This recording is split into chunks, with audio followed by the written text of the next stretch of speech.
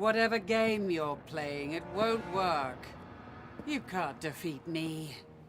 No, I know. But he can. No!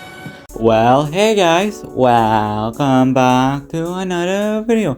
And today I want to talk about who's better between both Silverwolf and Pela. Because I'll be honest, ever since Silverwolf got confirmed to have a rerun, there was a lot of talk between who's better between Pela and Silverwolf. And there's especially been talk saying that Pela even better than Silverwolf, and I want to talk about that because for one, I have both these units. And unlike my other versus episode, I actually have both these units and I have played them a lot because for one, I love both these units to death. So today I want to compare the two of them and which one is better in my humble opinion, because at the end of the day I just compare the two and say which one I like more in my humble opinion, because at the end of the day this is just my opinion.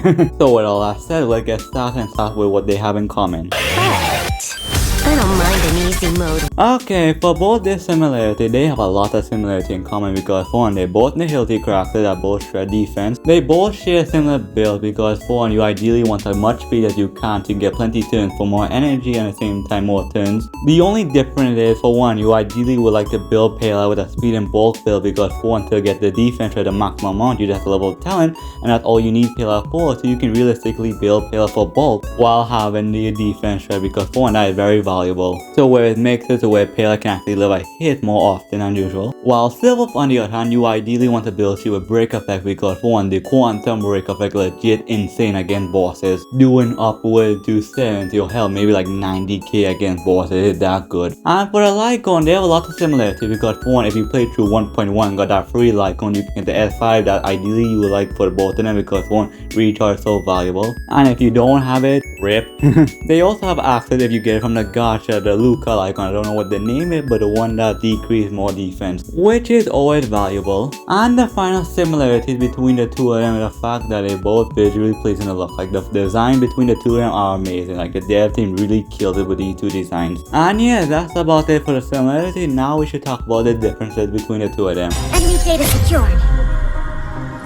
Okay, before I start talking between the differences between the two of them, I should say that usually when I do these type of series, it's my third episode I'm doing this type of stuff. I usually like to separate the units I talk about in a separate category and talk about their strengths and weaknesses and then move on to the next character strengths and weaknesses. But the problem for this is because for one, they are very similar. Not like the differences between Vibe, Luna, Jinglu, or the difference between Celia and Topaz. Like they are very similar. So I'm just gonna talk about them in one segment, that's it. So let's get started. Okay, let's get the obvious thing out the way. Obviously, Silverwolf is mainly single target while Pela is AoE. Silverwolf have a much better element being the quantum element, meaning she have a much better break effect than Pela. Because let's be honest, the ice break effect is cool when you're freezing like trash enemies, especially that one enemy you need to freeze so you can stun lock them. But typically in most scenarios, the ice break effect is legit a joke. Because even though freezing enemies are fun, at the same time you can't exactly freeze bosses or enemies that are immune to being freezed like ice enemies. And for the next thing, Pela's skill can remove debuffs from enemies, while Silverwolf's skill can add and implant a weakness from any type from your party, while also decreasing that enemy resistance to that element of the weakness you implant. Silverwolf can really enable single target DPS like someone like Celia, or enable you to really break the boss shield much faster than usual with also decreasing amount of defense like crazy. Units like Jin Yuan, Blade, like all sorts of units that really like to gun down bosses. Like I don't think people realize how amazing Silverwolf is against bosses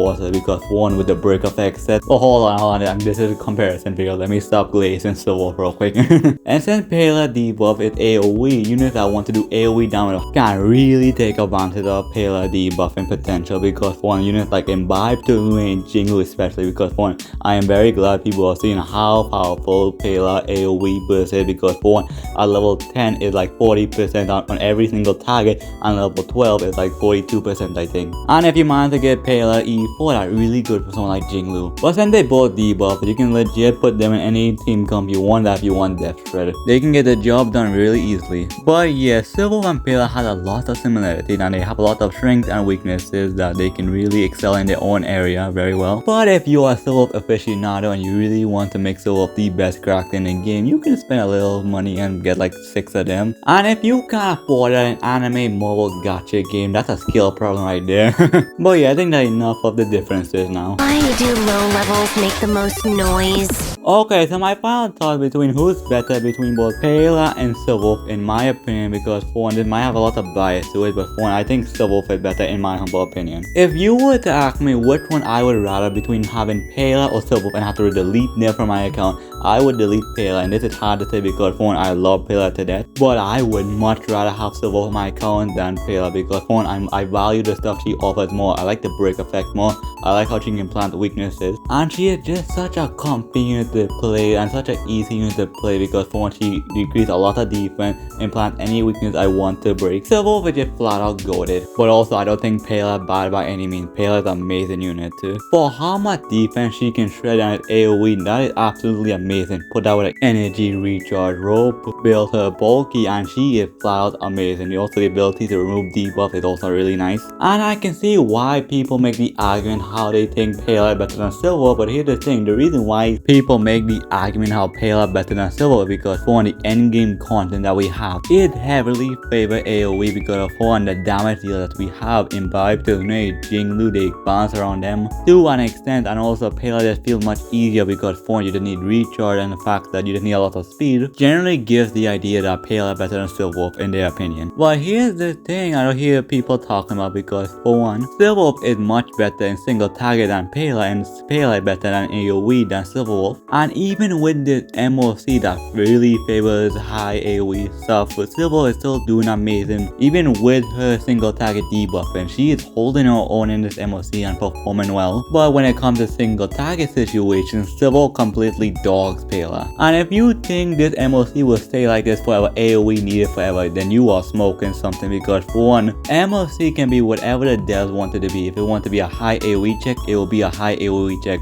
But also there will be time where it will be a high single target check as well, especially if they want to sell like new single target DPS. I don't know which one coming, wink wink.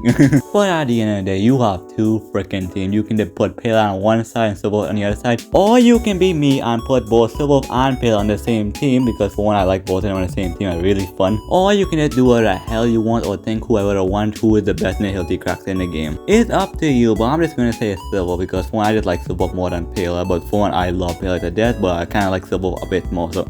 But with all that said, I think that everything I want to talk about for today's video. So with all that said, thank you so much for watching this video. I do appreciate if you made it far. Let me know if you made it far and I'll heart your comment because I would appreciate supporting me. Let me know what you do next and let me know what you guys think what to say. You agree with me, disagree with me on this? Let me know down below because at the end of the day, I'm not gonna kill you. Meh, probably might kill you, but still comment and wait to call all that stuff. But anyway, final thought is I do think Silverwolf is better than Pela. But also at the same time, I'm not saying Pela bad, but at the same time, I think Silverwolf is still so much better in my opinion. And at the end of the day, these are just opinions. But with all that said, take care, love you guys, and I'll see you on the next video. Goodbye.